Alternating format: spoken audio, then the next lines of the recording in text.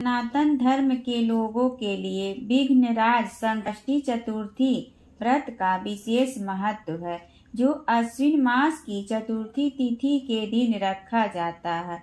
ये दिन भगवान गणेश को समर्पित है।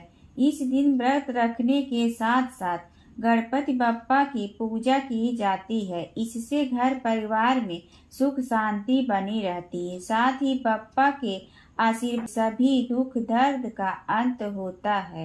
वैदिक पंचांग के अनुसार इस साल अश्विन मास की चतुर्थी तिथि यानी विघ्न राज संकष्टी चतुर्थी का व्रत 21 सितंबर को रखा जाएगा। अश्विन संकष्टी गणेश चतुर्थी व्रत कथा। एक समय की बात है जब धर्मराज युधिष्ठिर ने भगवान श्री कृष्ण से कहा, हे प्रभु, अश्विन माह के कृष्ण पक्ष को आने वाली संकट चतुर्थी को किस गणेश की पूजा की जाती है, उनका किस प्रकार पूजन किया जाता है, आप मुझे विस्तार पूर्वक बताइए, मैं जानने को उत्सुक हूँ।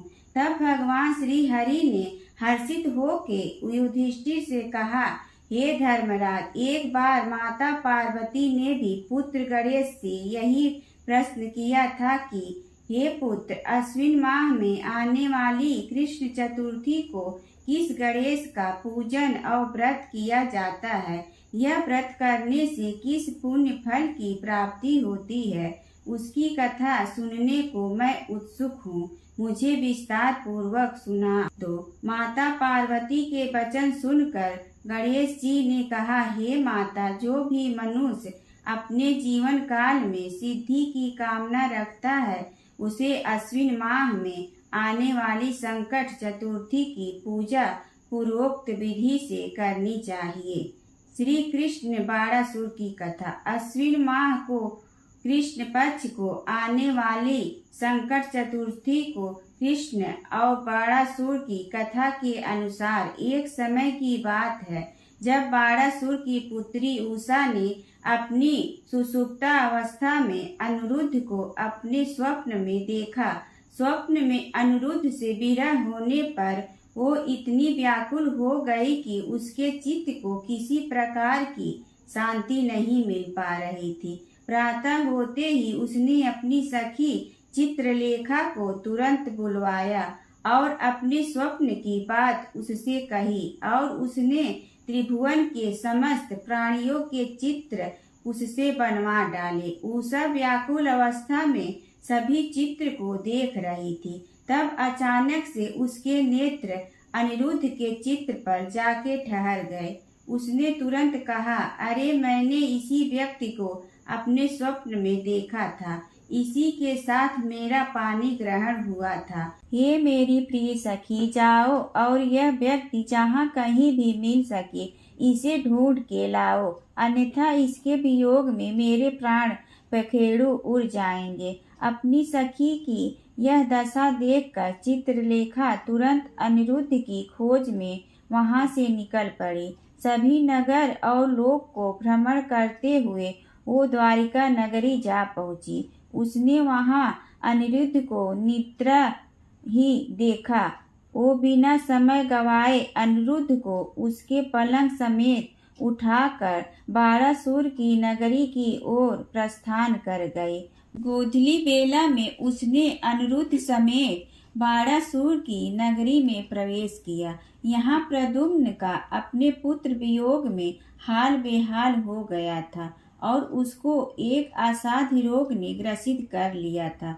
यहाँ अपने पुत्र प्रद्युम्न और पौत्र अनिरुद्ध की घटना से भगवान श्री कृष्ण भी व्याकुल हो उठे थे।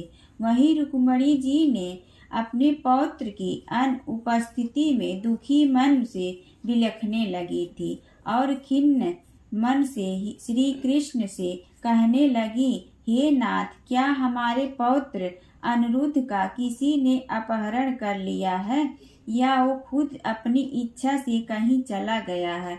मैं अत्यंत शोकग्रस्त हूँ, कहीं मैं अपनी प्राण त्याग न दूं।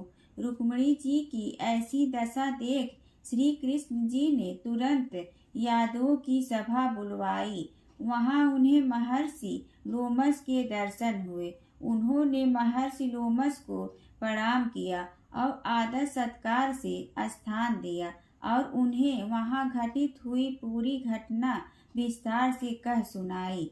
श्री कृष्ण जी व्याकुल मन से महर्षि लोमस से कहने लगे, हे मुनि श्रेष्ठ, हमारा पौत्र अनिरुद्ध कहाँ चला गया है? कहीं उसका अपहरण तो नहीं हो गया, या कहीं वो स्वयं ही तो कहीं नहीं चला गया?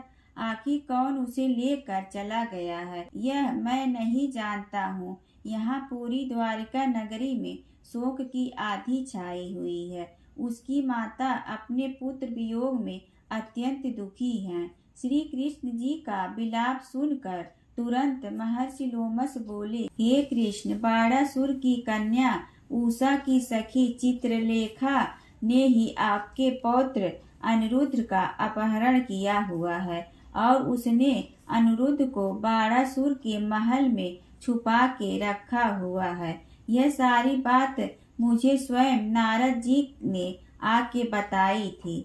अतः हे कृष्ण, आप अश्विन माह के कृष्ण पक्ष को आने वाली संकटा चतुर्थी का अनुष्ठान कीजिए। इसे करने मात्र से अवश्य ही आपका पौत्र लौटकर वापस आ जाएगा। इतना कहकर महर्षि बन की ओर प्रस्थान कर गए। श्री कृष्ण ने महर्षि लोमस के कथा अनुसार आने वाली संकट चतुर्थी व्रत का अनुष्ठान किया। इस व्रत के फल स्वरूप उन्होंने अपने परम शत्रु बाणासुर पर विजय प्राप्त की। यद्यपि महादेव शिव शंकर ने भी श्री कृष्ण बाणासुर युद्ध में बाणासुर के पक्ष में रहकर उसकी सहायता की थी, फिर भी बाणासुर युद्ध में परास्त हो गया था। युद्ध में भगवान श्री हरि कृष्ण ने बाणासुर पर कुपित होते हुए उसकी सहस्त्र भुजाओं को काट डाला था। यह भगवान श्री कृष्ण द्वारा किए हुए संकटा व्रत का भी प्रभाव था। भगवान श्री गणेश जी को प्रसन्न करने और अपने जीवन के संपूर्ण विघ्नों को हरने के लिए इस व्रत के समान और कोई दूसरा व्रत नहीं है।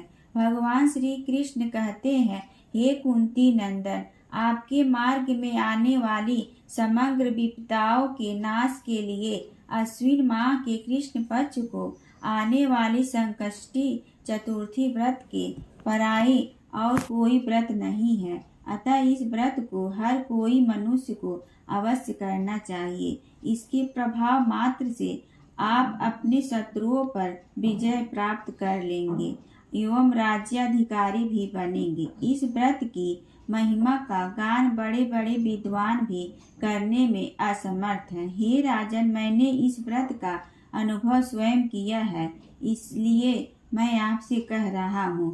बोलो गजानन भगवान की जय।